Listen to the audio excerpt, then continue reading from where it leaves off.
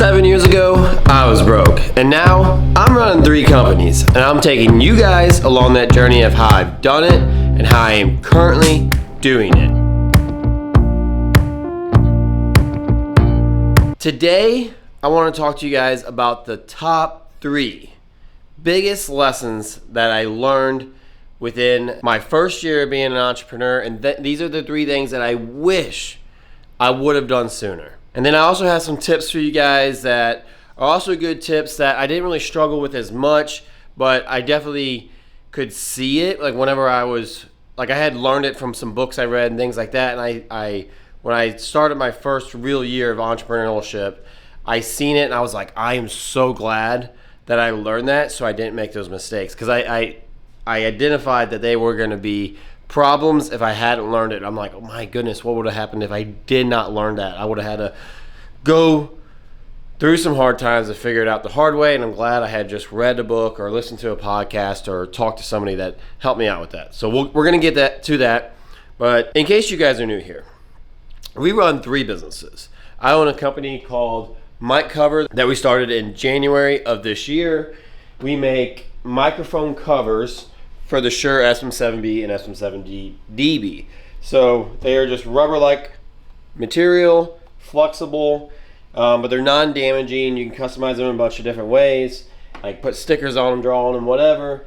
And they come in a bunch of different colors. So really cool product. You can get them on Amazon, or you can check us out at miccover.com. We also own a gym. It is called The Fitness Parlor. That was my first real entrepreneurial business where I quit my 9-to-5 job and just took the leap to trying to make my own money. So we started that back in July of 2021. We're actually getting ready to hit our anniversary, our 4-year anniversary, come July 1st. So that's very exciting. And then we also own a rental company. And so I started the rental business before the gym, but I was still working my 9-to-5 job. Like I didn't fully quit. I mean, if you really want to get technical with it, I've been doing entrepreneurial things since I was a little kid, like cutting grass for people before I was ever 16. When I turned 16, I was flipping cars. I've done lots of different entrepreneurial things, but when I'm talking taking on the real entrepreneurship where I quit my 9-to-5 job and I never take a paycheck again. So that came whenever I started the gym. The goal for the channel, the goal for this vlog channel right here is to help inspire you guys to go out and start your small business, the business that you guys always want to do, to start that entrepreneurial career that you guys have been dreaming about. And I get it. It's scary to quit that 9-to-5 job and take that leap. But I want to show you guys what it's like for us to run an e-commerce business, selling these mic covers, in-person business where we sell gym memberships and sell supplements, sell wraps, and just run a gym. And then also our rental company where we just find ways to make passive income, whether that's through long-term rentals. We're looking into doing a short-term rental really soon, and then also just doing some flip houses because I know a lot of people really like real estate. It's a great way to make money. So I want to show you guys what it's like to do that, and hopefully it inspires you guys to start one of you guys' businesses. You guys don't have to start a gym or start selling mic covers. You guys can do whatever you guys want. Maybe start selling real estate to get started like I did. But it's to help inspire you guys, show you what it's like to do it all. So we are on day 42. So we're on a vlog streak right now. We're going for 100. This is just a challenge that I have for myself to see if I can just put in the grind for 100 days in a row. Because as you guys know, entrepreneurship is a grind. So this is just a new challenge I have for myself to see if I can do it. And then hopefully you guys get inspired through it as well. So I do have a mic cover that needs packed out. Just one. It's going out to a girl named Joey in Colorado. I think it's Joey. Yeah, Joey. It could be a guy too, I guess. But it's not Joey, it's Joie. So I think that's a girl. And if that's you, thank you so much for ordering a mic cover. It really means a lot to me. So we're going to pack out that mic cover, and then I'm going to also talk to you guys about those 3 mistakes that I learned within my first year of entrepreneurship that would have made a big difference. I need a box I need a blue cover. Beautiful blue. Okay, grabbing a box. We can do this. I gotta grab that stand too, actually, now that I think about it. Oh, I have boxes in here. If you guys want to see, like, I can take you guys through the boxing process. It's actually very easy. But I've done it in so many vlogs now that if you guys, this isn't you guys' first time on the channel, you guys will see me pack them out, because we pack them out almost every single day. Okay, so actually before I wrap this up, I wanted to show you guys this book, because this is one of my, this is what I think would be my number one. If I had, this isn't a tiered list, it's just my top 3 mistakes that I think were the most impactful, like the ones that I think just, if I would have addressed these or known these issues first, it would have helped me a lot. Like, it would have helped me just get that much more ahead. And I am big on reading self-help books, entrepreneurial books. And I knew about this guy. His name was Mike Michalowicz, and he's got another book that I had read going into my business that really helped me a lot. You know, I was always just, when it came to finances, I just had one bank account, and I did start a new bank account for each business. So I had a rental account, I had my personal account, and then when I started the gym, I started a gym account. And that's fine. That's probably traditionally how most people do it. Maybe you have a savings account that you set some money into to save some money for whatever. But this book I read, maybe it's called Profit First by Mike Michalowicz. And I had read this book a little after a year, maybe 2 years in to owning a business. And I knew that something was off, like just running a bank account like I ran it when I was in my 9 to 5. Because when you're in your 9 to 5, you just get your paycheck and that's it. And it just goes in your bank account and you're done. And like I said, you might put some in your savings, but that's it. And that's fine. That's great. If you can make it work like that, that's great. But for me, when I owned a business, when I was running the gym, I had all kinds of money coming in. I mean, I was selling memberships, I'm selling supplements, I'm selling wraps, I'm selling drinks, I'm selling, like, I'm getting contracts from vending machines. I have people giving me rent for the studio. I rent out 3,500 square feet in my building, so I was getting money from that. So I have all this income coming into an account, and it makes you think you're richer than you really are, because you're like, holy cow, I just got $10,000 in a few days, and now I'm killing it. We can go out and we can spend all this money, we can buy nice things for the gym. So it makes you think you're really, really rich, or you're richer than you really are. And it became a problem because you get money and you're like, okay, I need to buy this new machine, or I could buy this and upgrade the gym, or do this and just make the gym nicer. And that's all fine and dandy until all of a sudden you forget that you got to pay your taxes, or you have to pay your insurance, or you have to pay for maintenance. So you have all these things that need paid for, that, like my insurance, I pay my insurance once a year. It's $5,000 once a year. And so if you're not setting money back and you're spending money like you have tons of money, when that $5,000 bill comes in, you got to pay it. There's no option. You have to pay that. And so unless you have some money set aside, which if you have that massive bank account, you think, oh, I'm good. I can spend all this money, and we have plenty of it. But then you get a $5,000 insurance bill, you get a $5,000 personal property, like a real estate bill, and then you have all your taxes to pay. And next thing you know, you owe $20,000, $30,000, $40,000, $50,000, and the money's not there because you've just been spending it because you thought you had all this kind of money. So what Profit First taught me was, he suggested having a bunch of different bank accounts, and you can have as many bank accounts as you want. The bank is not going to stop you from starting another bank account. But what he explains is, you have an income account, so all that money that's coming in goes into this income account, and then you can have a insurance account, you can have a tax account, you can have a profit account, which is highly recommended. You have a owner's comp account, you can have a maintenance account. So you have all these bank accounts that are for one business, and all the money comes into your income account. So that's where all your money gets funneled into.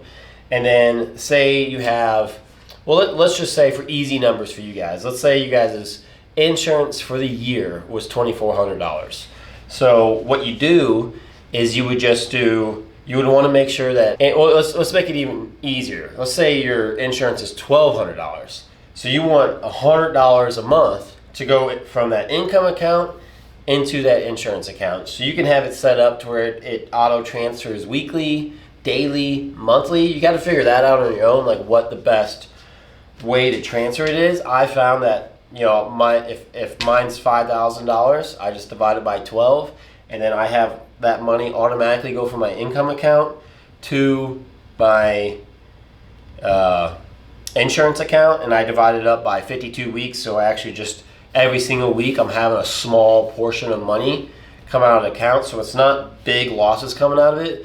And so then you really get to see what is in that income account, like once it's all left over at the end of the month, is how much money you actually have in an account that is just extra. And then you got to figure out how much you want to pay yourself, because you need to pay yourself, because you still have things you got to pay for food, you got to pay for gas to get to your job or to your business. You probably have a house or rent or something that you have to pay for. So you do need to pay yourself a little bit. I always recommend paying yourself as little as possible, but having that account is nice. And then he has what's called the profit account in there. And you take all the profits that are left in the profit account, and you can decide it monthly, annually, semi-annually, whatever you want. And you take those profits and you pay down loans. And you can do whatever you want with the profits. You don't have to pay down your loans. You can, like he recommended paying down the principal on your loans to get them, just try to knock those things down. Now, you can take those profits and reinvest the profits or do whatever you want with the profits. But the big thing with these accounts is not just to separate it so you can see how much money is in each account, but also so that, that not just so you think you're just richer than you really are, but he also recommends never paying a bill unless the profit's there.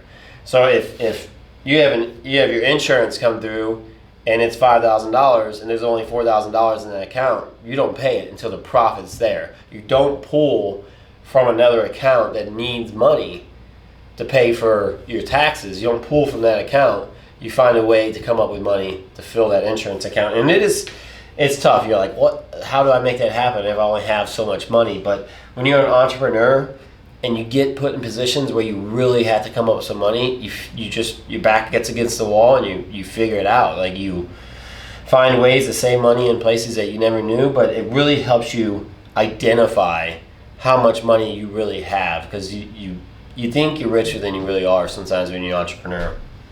So that was my first mistake that I made my first year, and I think that's been my most beneficial. I love watching all these accounts build up, and he has so much information in this Profit First book, and I would highly recommend reading it. It's a great read if you're going into a business for the first time. It's easier to start a business with the Profit First model than it is to go a year or two into business and then realize, oh, it's not working out. I'm just struggling month to month just to pay my bills.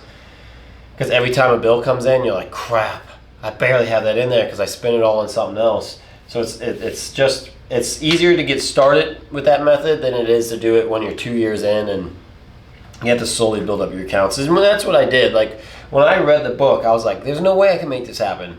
But I gave it like 6 months to a year and slowly started building some accounts up. And anytime I had some extra money, I would funnel it into all the accounts to help get them built up a little bit better. And I love it. It's one of the best things that help me keep organized. Every time I go to the bank and I start a new business and I tell them I want 6 or 7 bank accounts, they look at me like I'm crazy. But I love it. I've even done it now for myself. Like this year for the first time, I started a vacation account for myself. And just I put a little bit of money in there just so that once a year I can take a break, because I gotta take a break every now and then. Just reset, just clear my head and just relax and get to enjoy life a little bit, because sometimes I can get too much into the hustle. So let's start. I got to get this thing start packing up. But I'll start on the second one. My second mistake I did not do was I did not do P&Ls. You guys know what P&Ls are? They're called profits and losses. And you can do them weekly, you can do them daily, you can do them monthly. If you have your numbers done right, like if you keep track of your numbers really well, you can track them to the day. And you can find out what days of the week are more profitable than other days. But you definitely want to get it to where you can at least do monthly P&Ls. I think monthly P&Ls is the sweet spot that I've found. A lot of people, you do your profits and losses at the end of the year. That's your taxes. You find out how much money you made. You find out how much money you spent. I think monthly P&Ls are really good because it can really help you identify if you're actually making money.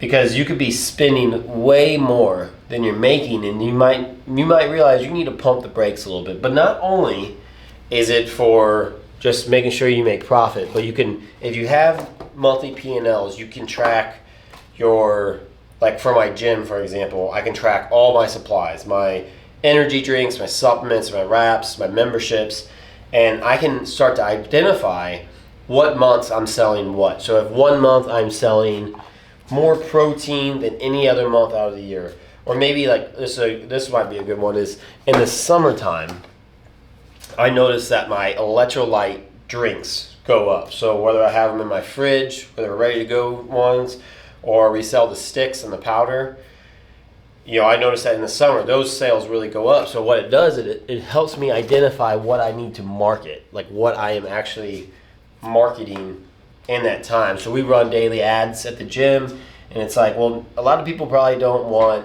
maybe meal replacement in the summer because they're trying to lose weight. So they're not having a problem eating. Their big problem in the summertime is staying hydrated. We got a lot of construction workers, a lot of blue collar guys that come to the gym, and so they're out in the sun sweating and just deplenishing their fluids. And so those electrolytes are a really big profit for me in the summertime. And so having P&Ls helps you identify what's selling better than others, what times of year they're selling, and also just helps make sure that you're on par for profit. And then after you get multiple years of P&Ls going, you can also start to look back and you can be like, okay, last year we were doing way better than we were this year overall for the month of July maybe, or the month of June. And then it also has just the benefit of when you're comparing year to year, maybe your profit's down, but your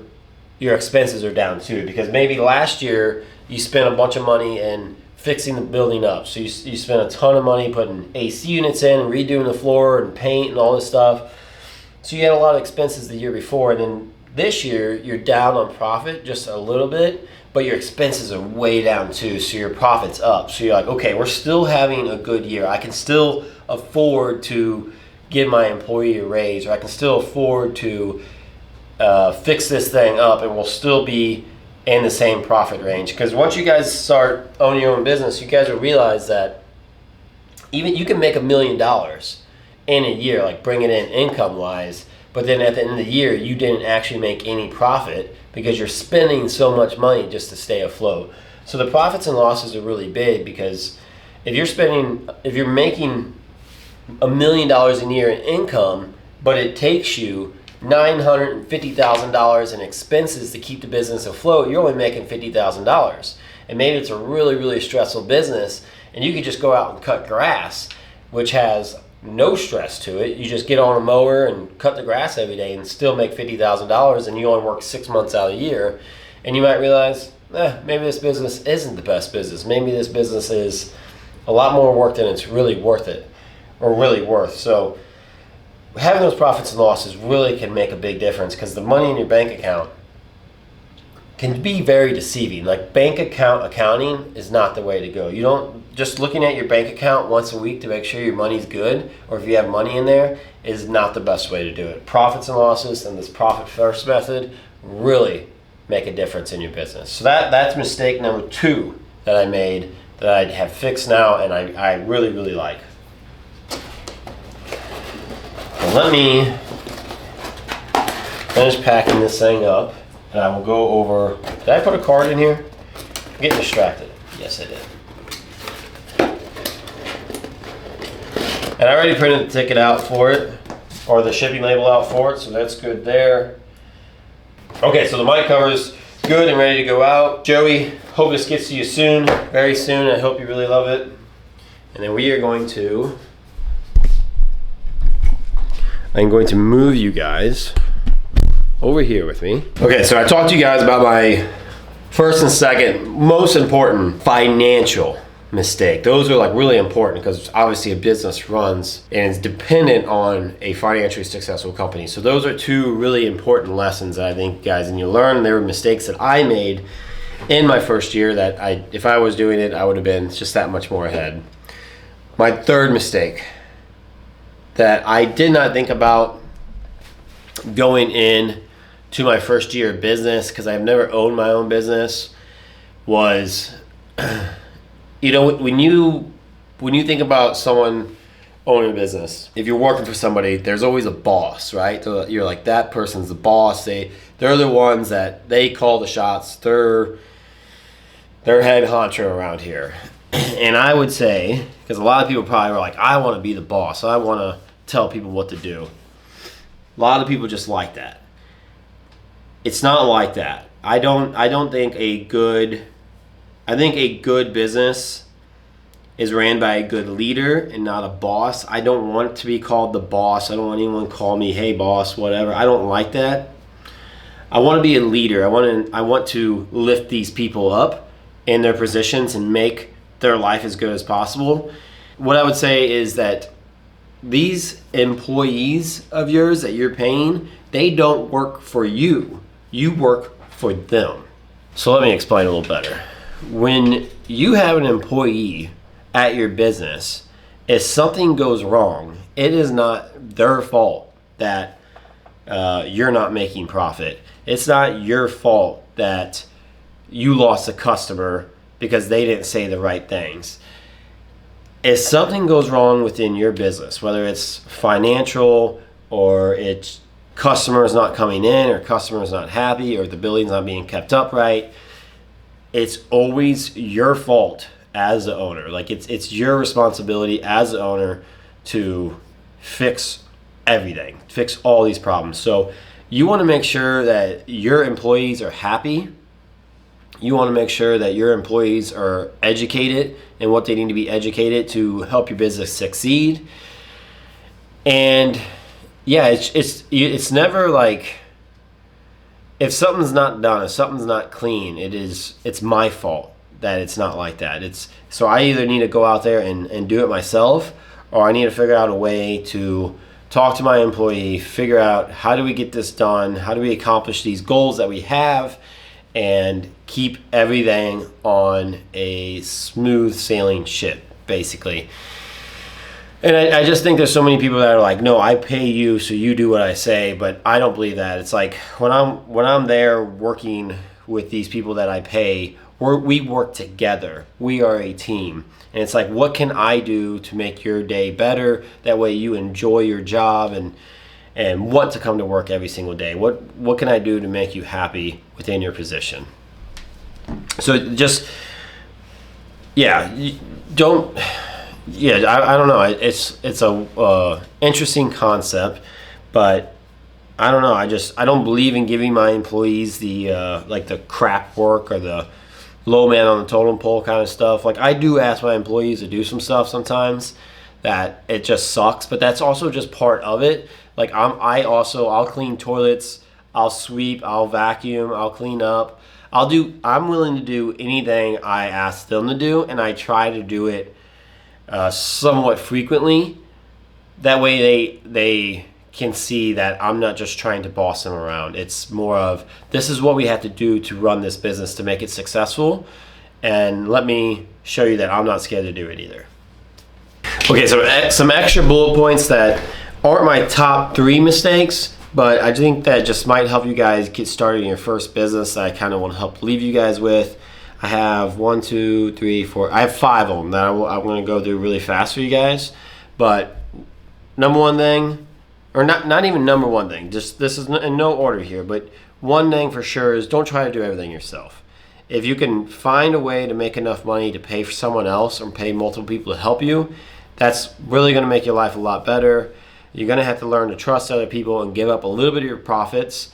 That way you can have some help, but you won't get burnt out as easy, because you can't do everything yourself. It's not possible. Another thing is, don't neglect marketing or advertising. I think that it's very hard to figure out exactly how much money you make off of marketing and advertising, but that brand recognition can really help a business grow. I think like just as simple as like banners being hung up at sporting events and having a few billboards in my local area for my gym is really beneficial. But like online marketing and good SEO marketing for Mic Cover really helps me grow there as well. I don't think if it wasn't for marketing, I don't know if I'd sell that many mic covers at all, really. So it is very important.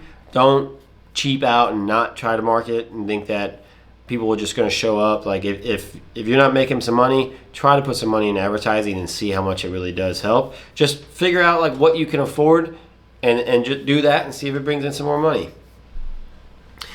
Also, don't be scared to ask for help and in the sense of like mentorship.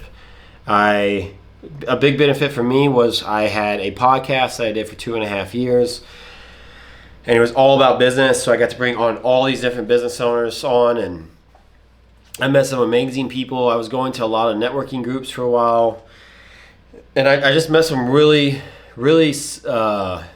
seasoned entrepreneurs, and I've became pretty good friends with them, and I ask them questions all the time, just tips, tricks, and just, I don't know, mentorship for sure in all different aspects, and it's helped me so much. Just to have somebody to reach out to. Like when I bought a gym, I reached out to, so the first gym I ever went to, the guy's name was Andrew, and super nice guy. When I went to buy my gym, I reached out to him on Facebook Marketplace. I said, hey man, I used to go to your gym. I don't know if you remember me very much, but I'm wanting to start a gym in my area, and I had some questions / concerns. Do you think you could answer them for me? I'll buy you lunch or buy you dinner or whatever. And he's like, yeah, let's do it. And so I made a list for him and went there and sat down and talked to him. And you know, he reassured me with some of the fears that I had, and just helped me out. Help me get through those. Fourth thing is don't overspend if you don't have to.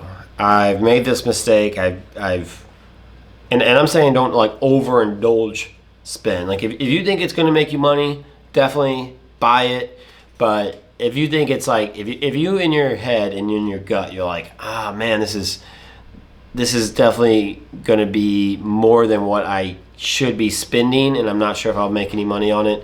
Don't do it at first. Do the minimal amount that you have to do to make it right, and then as it starts to bring in some more money, then spend a little bit more in it. But don't just go all in. And like with my cover, we didn't do 100 covers, and I didn't take out a $500,000 loan at first, because it's like it doesn't make any sense. We started out with one microphone that I thought was really good, and we just are going to grow from there. Same with the gym. Like I bought the gym. I didn't go in and buy supplements and buy all brand new equipment and really overspend. I did it to what I thought the gym would. You know, I did 24 hours, and I got some nice equipment, but it was used commercial equipment, and we did a lot of work ourselves, and we didn't even do all new flooring at first. Like we just did what we could do to get the place open and looking nice, and then slowly as money started coming back in, we just reinvested it to really grow the business to where it is now, and it's grown a ton. So don't overindulge, because you want to make sure you can at least pay your bills. And the final one is don't fear the unknown. Don't let the fear control you guys. There's going to be fear with starting a business a lot of times. If you don't have it, that's great, but most people, that's what's holding them back is the fear of starting the business, and what happens if it fails, or what happens if I don't make money, or what happens if people judge me. You guys got to just learn to let that go. A way to get over that or overcome that, I think the best way to overcome fear is to be educated in it, because that's where a lot of my insecurities were or my fear came was from insecurities of, can I make this succeed? Because I wasn't educated in anything, and I don't have any formal education. I never went to college. I never had any parents that owned a business that could really teach me that. And I think I learned the most from books, for sure. I learned the absolute most from books. I love reading entrepreneurial self-help books. I learned a lot from podcasts. And then I started going to a lot of networking groups where there's people that own businesses, and I would go up to them and talk to them and shake their hand and just get to know them. And those people just, a lot of entrepreneurs are just really helpful. They want to see you succeed. They're happy to see other people do, and I know I do. That's why I started this whole vlog. This is to inspire you guys to go out and start your own business. So I want to help. So if you guys want to reach out to me, send me a message on Instagram. Just DM me and say, hey, I'm getting ready to start this business. What do you think? Yada yada. And if I can, I will help the best way I can.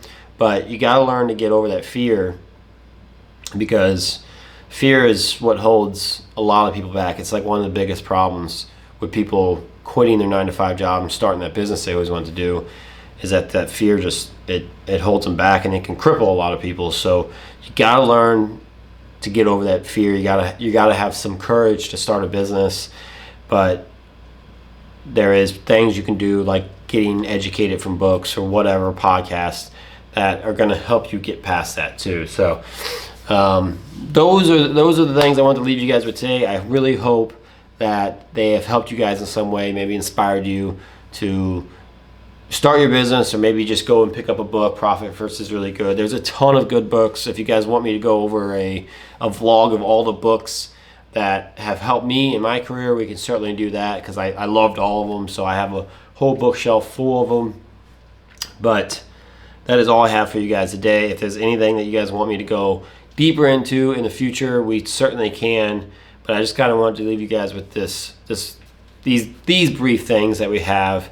And yeah, I think that's where we're going to end the vlog today. I really appreciate you guys watching and follow along. If you guys made it this far in the video, I appreciate that so much. I hope you guys have a fantastic day doing whatever you guys are doing, whether it's just hanging out at the house or out hustling doing something. And I will see you guys in the next vlog. Bye.